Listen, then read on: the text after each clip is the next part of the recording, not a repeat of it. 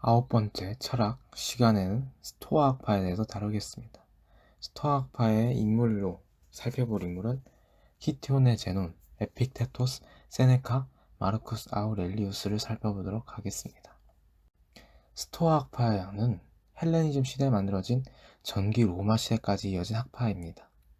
아리스토텔레스 이후 그리스 로마 철학을 대표하는 학파 중 하나입니다. 기독교에도 큰 영향을 준 것으로 알려져 있으며 현대에는 언어학, 논리학적인 관점에서 다시 주목을 받고 있습니다.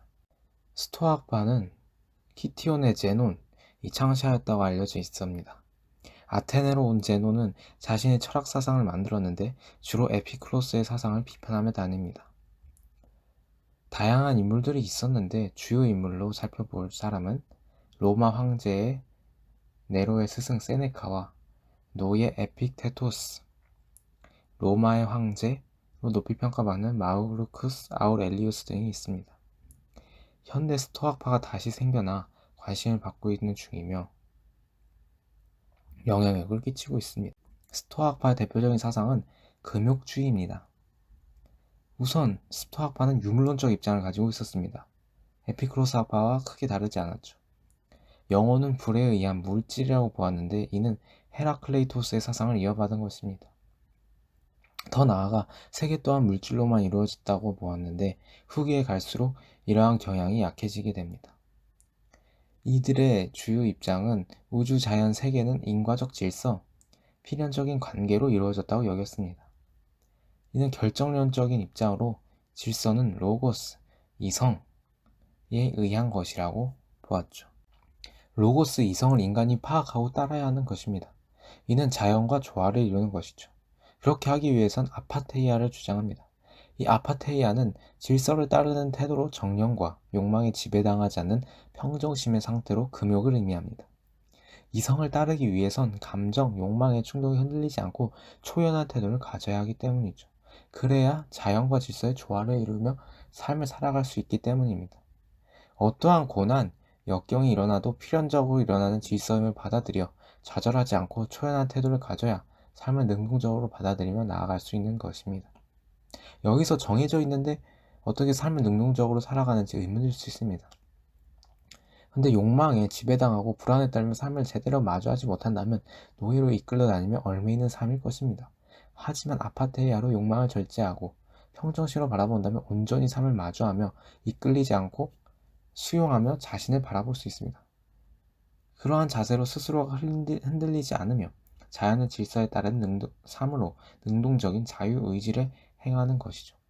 무질서적인 자유, 혼란을 일으키는 자유가 아니라 자신의 내면으로부터 나오는 자유의지를 말하는 것입니다. 스토아파의 창시자는 제논입니다.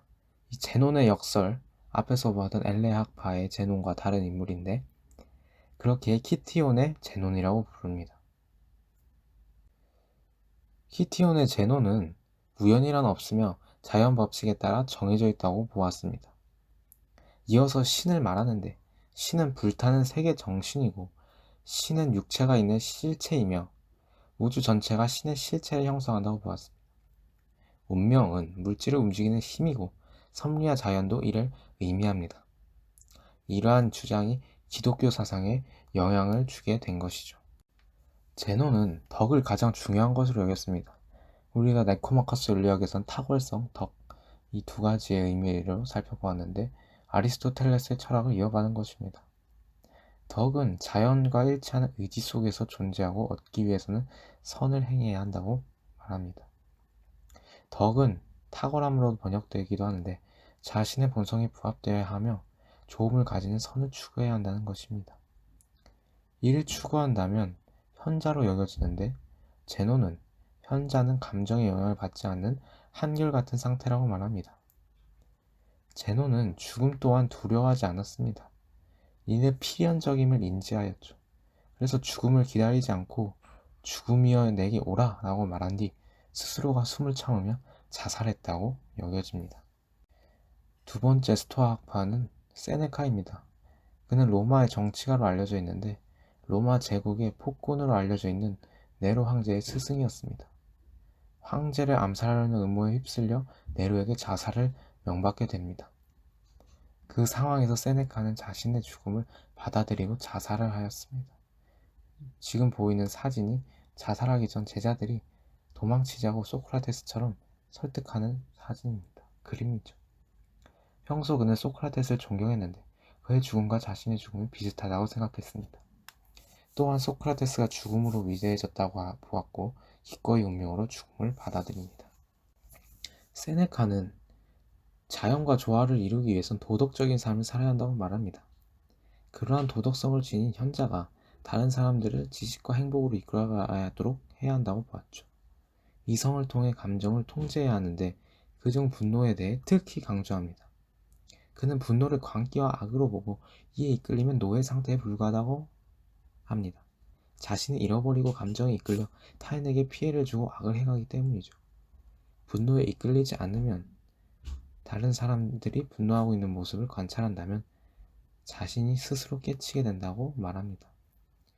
이어서 세네카는 분노에 이끌리지 않고 순응하여 자연 질서 법을 따라야 한다고 말합니다.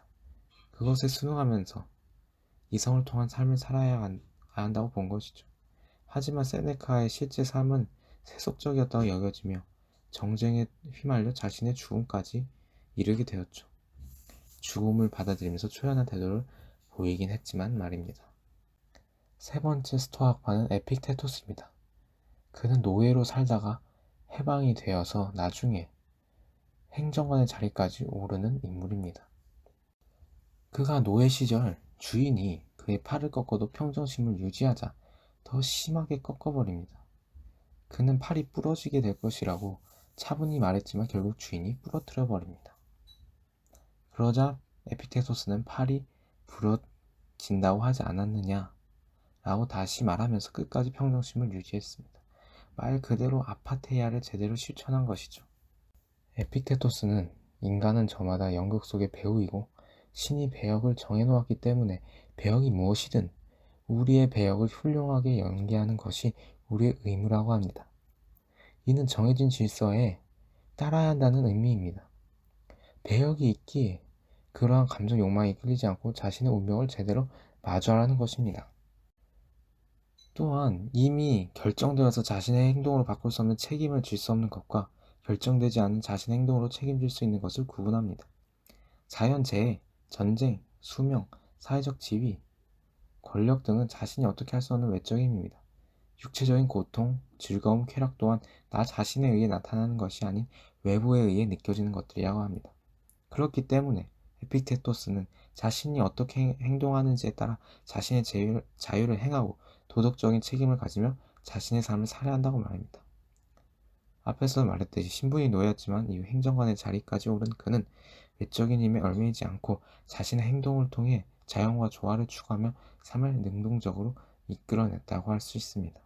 마지막은 마르크스 아우렐리우스입니다. 그는 로마의 황제로 뛰어난 성군으로 평가받는 인물입니다.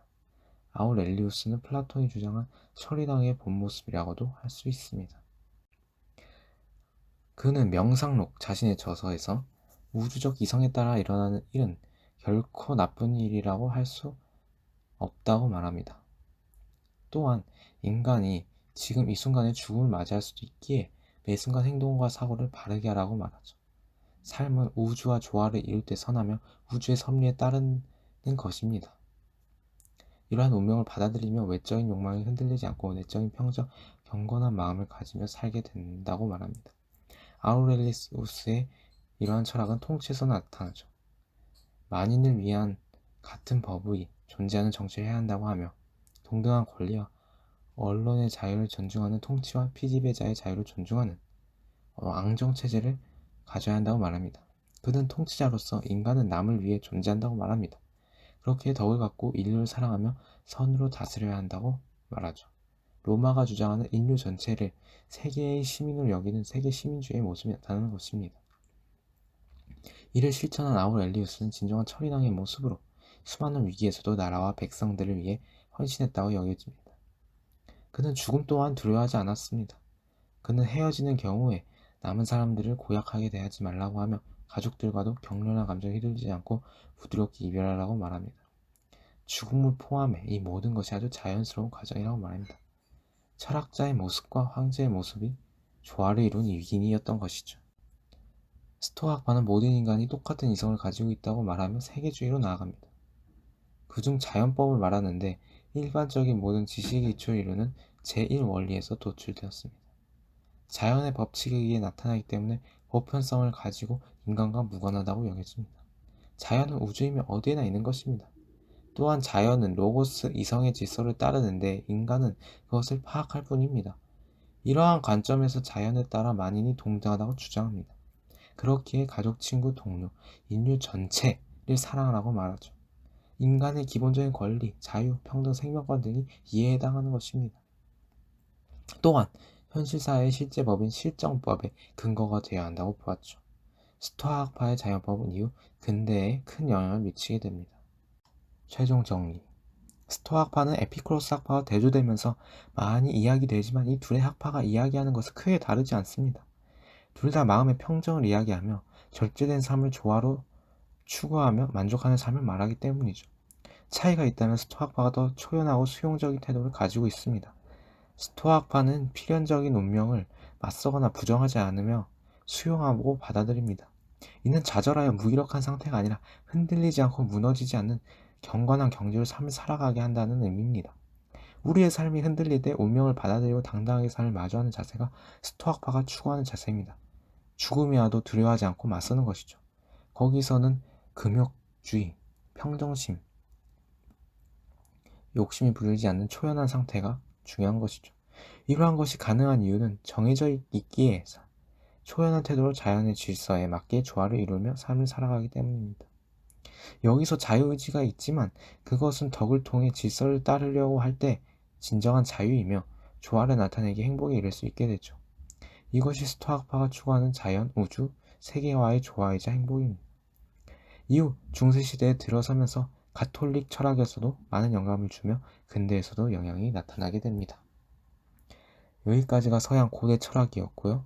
다음부터는 이제 서양 중세 철학에 대해서 다루도록 하겠습니다.